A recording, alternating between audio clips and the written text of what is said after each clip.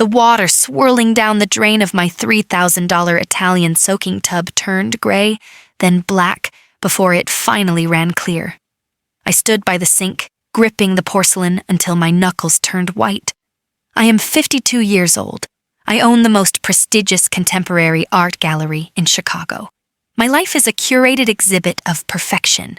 I have an alarm system, a doorman, and a fear of germs that borders on clinical. And yet, 5 feet away from me, behind a sheet of frosted glass, was a man who had spent the last 6 months sleeping on a piece of cardboard outside my office building. His name, I had just learned, was Silas. He was 28. He had dirt under his fingernails, holes in his boots, and a smell that clung to him like a second skin. By all logical accounts, I should have called the police. I should have called a shelter. I should have kept walking. But I didn't, because when I looked into his eyes on the street corner, amidst the biting wind of a Chicago blizzard, I didn't see a beggar. I saw a man who was drowning, and I knew with a terrifying certainty that I was the only one who could pull him out. I told him he could shower. That was the deal. 1 shower, 1 hot meal. Then he had to leave. But then the water stopped running, the glass door opened, and the man who stepped out, the man wrapped in my white Egyptian cotton towel, steam rising from his skin, he wasn't the homeless kid from the corner anymore.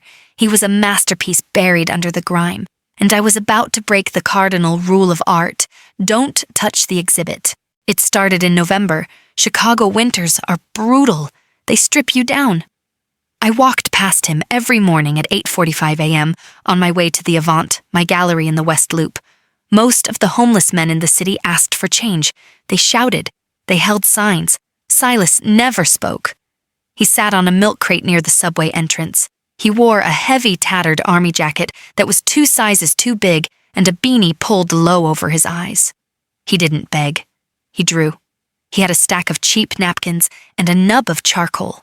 He would sit there, shivering, sketching the buildings, the pigeons, the people rushing by. At first, I ignored him. That's what we do, isn't it? We learn to look through people to survive the city. But one day, the wind caught one of his napkins. It fluttered across the sidewalk and landed on the toe of my Gucci boot. I looked down. It wasn't a doodle. It was a sketch of the gargoyle on the building across the street. The shading, the perspective, the anger in the gargoyle's eyes. It was brilliant. It was better than half the pieces I sold for 5 figures. I picked it up. He didn't grab for it. He just looked up. That was the first time I really saw him. Beneath the grime, beneath the beard that hid half his face, he had eyes that were startlingly blue, intelligent, defeated. "You drew this?" I asked. He nodded once. "It's good," I said. "It's just a napkin," he rasped. His voice was rough, unused. I reached into my purse and pulled out a $20 bill. "Here," I said, "for the art." He looked at the money. He didn't take it. "I don't want money," he said. "I want a pencil, a real one, 4B graphite. This charcoal is crap." I was stunned. The next day, I brought him a set of professional sketching pencils and a sketchbook. He took them. He didn't say thank you. He just opened the book and started drawing immediately, his hand moving with a desperate, starving speed. For 3 months, that was our relationship. I brought him supplies. He showed me his drawings. We rarely spoke, but I felt a pull, a tether. I was a lonely woman in a penthouse full of beautiful things. He was a beautiful thing living in the ugly cold. We were mirrors of each other. January brought the vortex. The news warned everyone to stay inside. Temperatures were dropping to 20 below zero.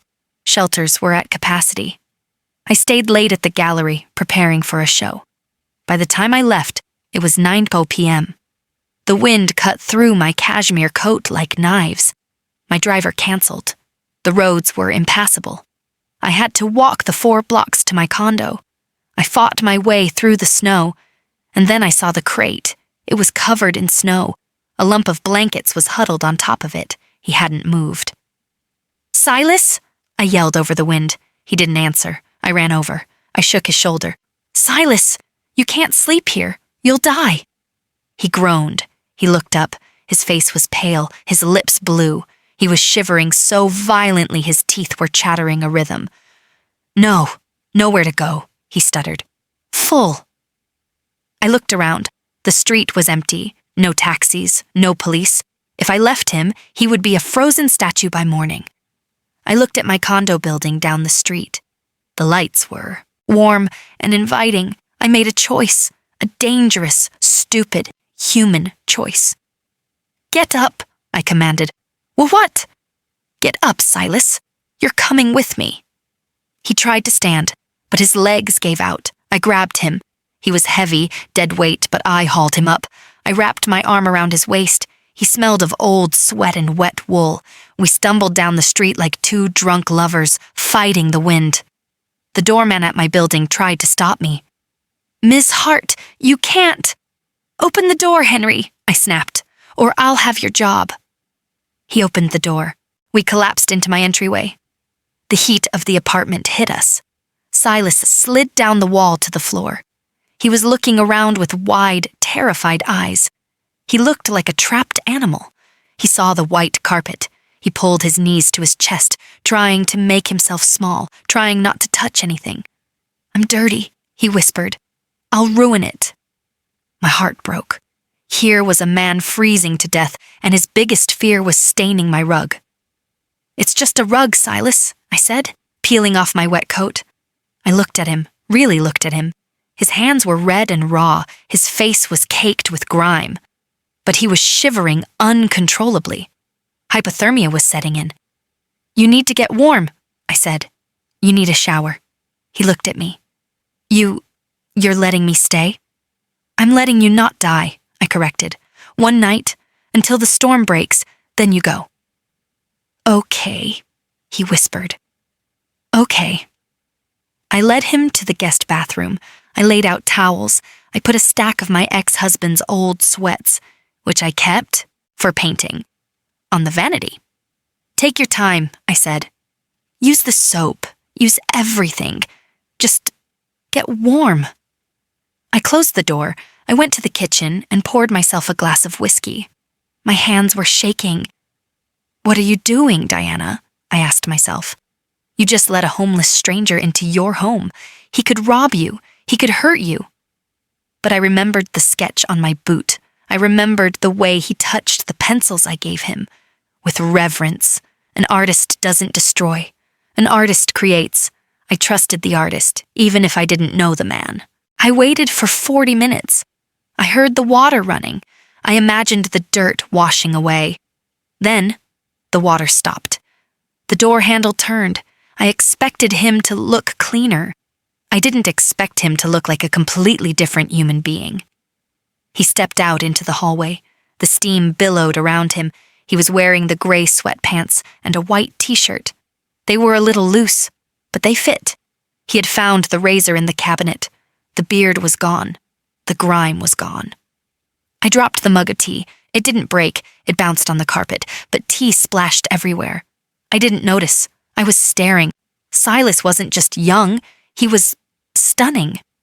Without the beard, I saw a sharp jawline, high cheekbones, a mouth that was full and expressive. His hair, now washed and damp, curled around his ears in dark waves. But it was his body. The t-shirt clung to him. He was thin, yes, from hunger. But underneath the starvation, there was muscle. Lean, corded muscle. The kind you get from surviving. He looked at me, embarrassed. He touched his bare face. I used the razor. I hope that's okay. I wanted to see my face again." His voice was clearer now, less raspy. "It's okay," I whispered. He picked up the tea mug. His hands were clean. I saw scars on his fingers, long, thin scars. "I'm sorry about the rug," he said. "Stop apologizing," I said. He looked at me. The blue eyes were piercing. "You saved my life tonight, Diana." He said my name. I hadn't told him my name. "How do you know my name?" "It's on the gallery door," he said. "Diana Hart, I've watched you walk in every day for 3 months. I know how you walk. I know how you hold your coffee. I know you frown when it's cloudy. He stepped closer. The air in the hallway changed. It wasn't charity anymore, it was intimacy. You watched me? I asked, my breath catching. It was the only beautiful thing in my day, he said simply. I am 52. I am invisible to most men under 40. They look right through me. But this man, this boy, had been studying me from a milk crate for months. Silas, I breathed. I should go, he said, looking at the door. I'm clean. I'm warm. I shouldn't be here. The storm is still raging, I said. You can't go. If I stay, he said, his voice dropping low, I don't know if I can be the polite guest you want me to be. I've been cold for a long time, Diana, and you look like fire. I looked at him. I thought about my empty bed. I thought about the society ladies who would faint if they saw this. I thought about the risk, and then I thought about the fire. I'm not looking for polite, I said. We didn't go to the bedroom. Not yet. I fed him. I heated up soup. I cut bread. We sat at my marble kitchen island. I watched him eat. He tried to go slow, but he was starving. He ate with a focus that was intense. Slow down, I said gently, pouring him water. You'll get sick. He looked up, wiping a crumb from his lip. Tell me why, he asked. Why did you bring me in? Really? Because you're talented, I said. I saw the sketches. He laughed bitterly. Talent doesn't keep you warm. No, but it proves you have a soul, and I couldn't let a soul freeze. He put the spoon down. I wasn't always on the street, he said quietly. I figured. I was something else, before. What were you? He looked at his hands, those scarred long fingers. I was a violinist, first chair, Chicago Symphony. My mouth fell open. You're Julian Black? I recognized the name. 3 years ago, Julian Black was the prodigy, the Paganini of the Midwest. And then, overnight, he vanished. Rumors swirled. Drugs, a breakdown, a scandal. That was me, he said, before the accident. He held up his left hand. I looked closely, the scars I had seen earlier. Car accident, he said. Crushed 3 fingers, nerves severed. Doctors said I'd never play again. So, I stopped being Julian. I became Silas. I couldn't bear to be in the world of music if I couldn't touch it. So you gave up? I asked softly. I ran away from the pity, from the silence. I spent all my money on surgeries that didn't work. Then I lost the apartment. Then, the crate. He looked at me, defiance in his eyes. I'm broken, Diana. I'm not a project for you to fix. I'm a broken instrument. I stood up. I walked around the island. I took his scarred hand in mine. I brought it to my lips. I kissed the scars. He flinched, sucking in a breath. You're not broken, I whispered against his skin. You're just playing a different song. He looked at me. His eyes dilated. Diana, he warned, I have nothing to give you. I own a sketchbook and the clothes on my back. You have this, I said, placing his hand on my waist, and you have the fire. He stood up. The chair scraped against the floor. He towered over me. You're playing with fire, he murmured. I'm freezing, Silas. Burn me. He kissed me. It wasn't tentative. It wasn't the kiss of a man asking for permission. It was the kiss of a man who had been starving for touch.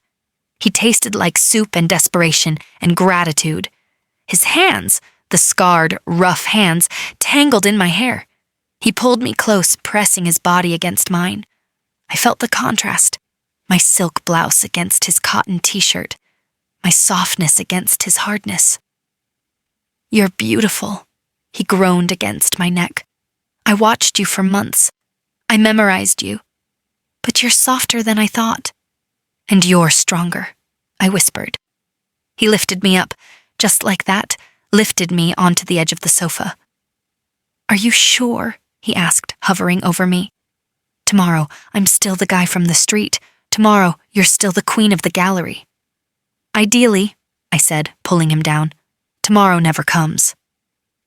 We made love by the fire while the city froze outside. It was frantic at first, then slow. He worshipped my body. He traced my stretch marks, my scars, the lines of age that I usually hid. Real, he kept whispering. You're real. After years of polite, sterile relationships with men my age who treated intimacy like a transaction, this was raw. It was messy.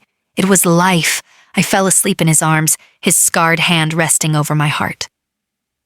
For the first time in years, the penthouse didn't feel like a museum. It felt like a home. I woke up to blinding sunlight.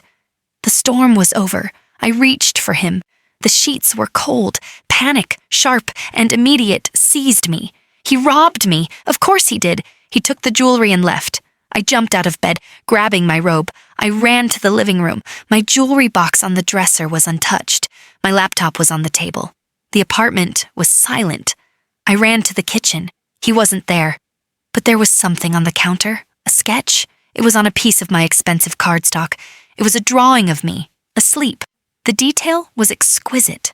The shading showed not just my face, but the piece on it.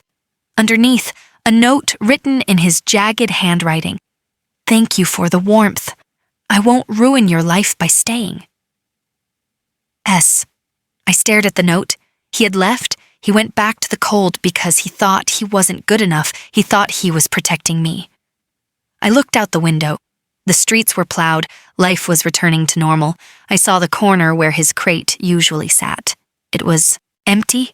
Rage filled me. Not at him. At the world. At the stupid rules that said we couldn't exist in the same space. I wasn't going to let him fade back into the invisible city. I wasn't going to let the music stop. I ran to my bedroom. I threw on jeans and a coat. I didn't care about the gallery. I didn't care about my meetings. I had to find him, and I knew exactly where a broken violinist would go. I knew where he would go. Not a shelter, not a bar. An artist seeks beauty when they are in pain. I ran to the Chicago Cultural Center.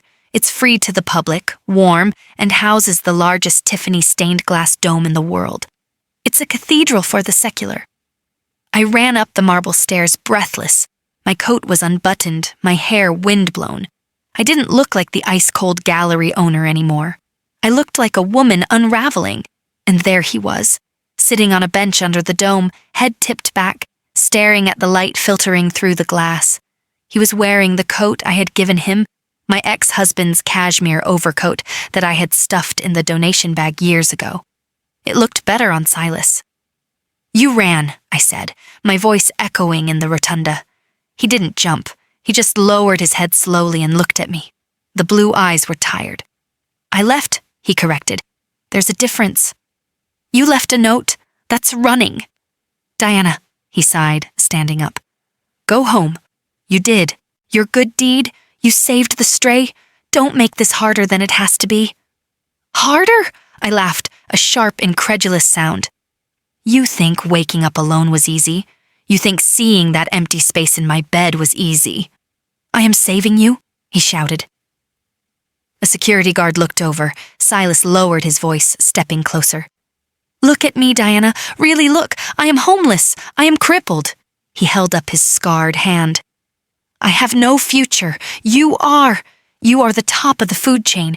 If I stay, I become your pet, your project, and eventually, you will resent me. You are arrogant, I said, stepping into his space. I'm realistic. No.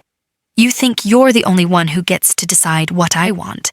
You think because I'm 52 and successful, I want a safe, boring life. I had that. It felt like dying. I reached into my bag and pulled out the sketch he had left on my counter. You drew this, I said. This isn't the drawing of a man who wants to leave. This is the drawing of a man who found peace. He looked at the paper. His jaw tightened. I have an opening next week, I said. The winter gala. The artist I booked just canceled. He's a diva. So, I have a blank wall, and I have a sketchbook full of genius that you've been hiding in a milk crate. He stared at me. You want to hang my napkins in your gallery? I want to show the world what I see, I said. Come back with me, not as a charity case, as an artist, as my partner. He hesitated. I saw the war in his eyes, fear versus hope. If I do this, he whispered, I can't go back to the crate. I won't survive it a second time. You're never going back to the crate, I promised. I burned it. I hadn't, but I would. The night of the gala arrived. I had spent the week framing his sketches.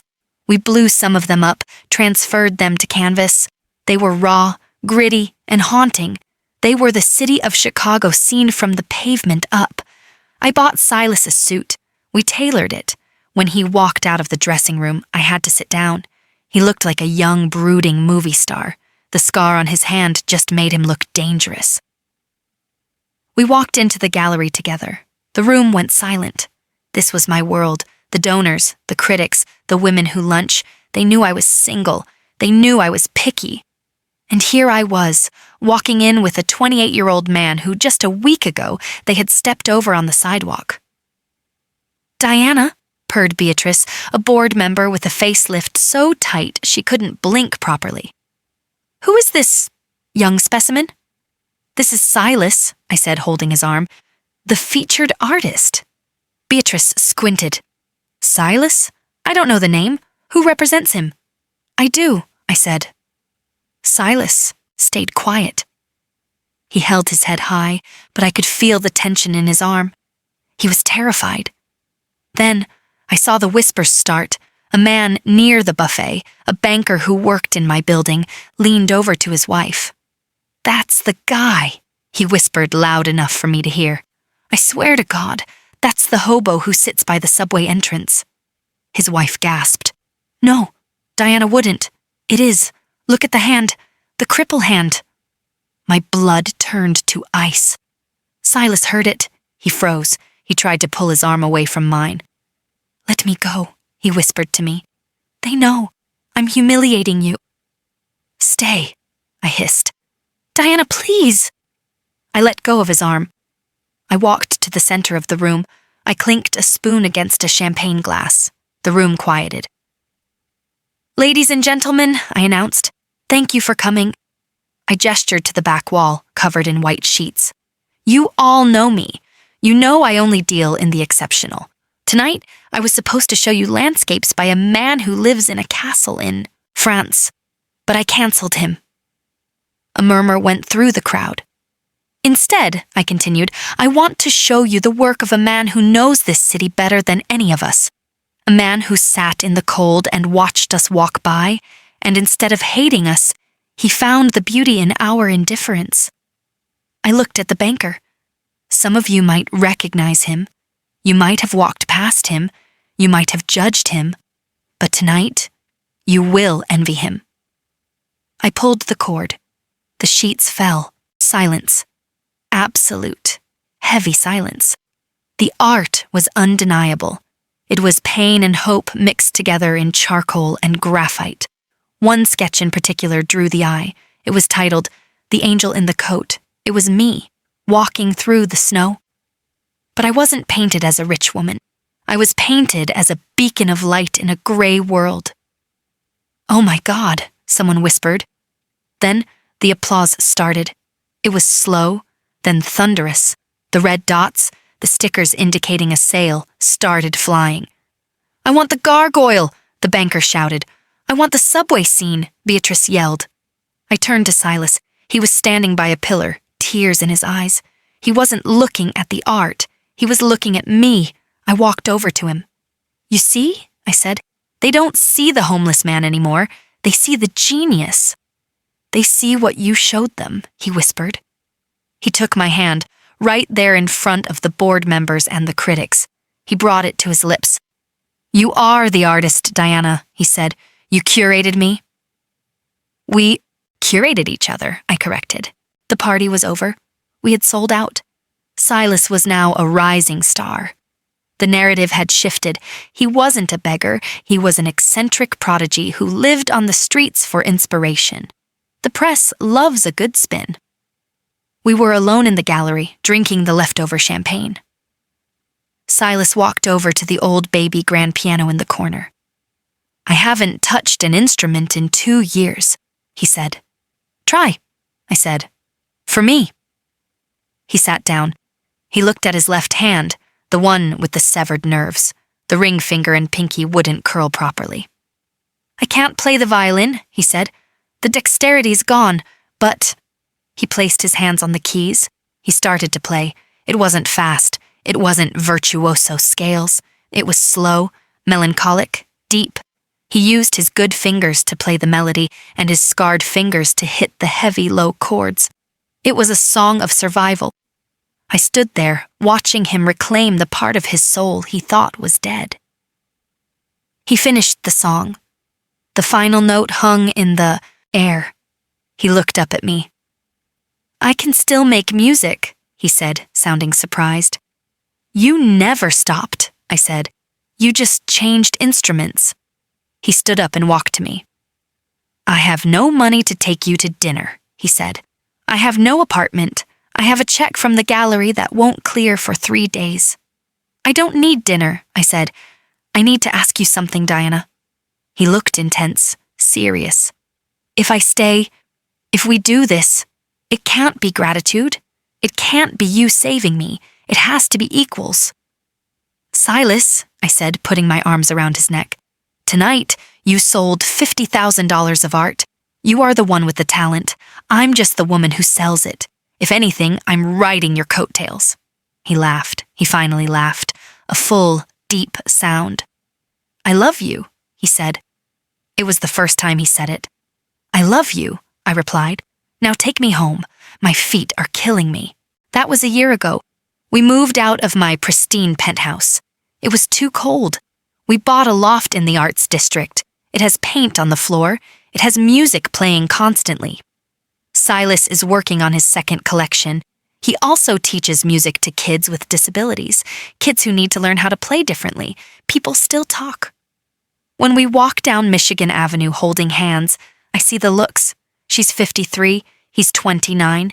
Is he her son? Is he her gigolo? I used to glare back. Now, I just squeeze his hand. My friends asked me if I was afraid he would leave me for someone younger. I told them, he's seen the bottom of the world. He knows the difference between something shiny and something real. Last night, I found a new sketch on my pillow. It was a drawing of our hands intertwined, my manicured hand, his scarred one. He titled it, Home. I am Diana. I'm 53. I let a homeless man shower in my house once, and it washed away everything that was wrong with my life. Love is the ultimate restoration project. If you believe in second chances, hit like and subscribe. Share this with someone who needs to know they are not broken.